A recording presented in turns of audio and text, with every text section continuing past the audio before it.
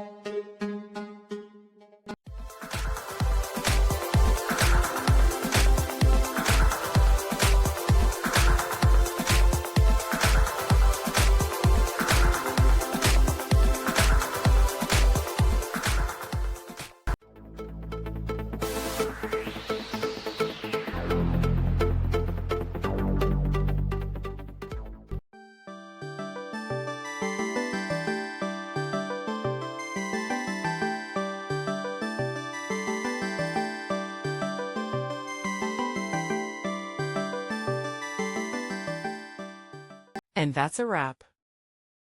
I hope you found the answer you were looking for. If you did, take a second to hit that subscribe button. It really helps out.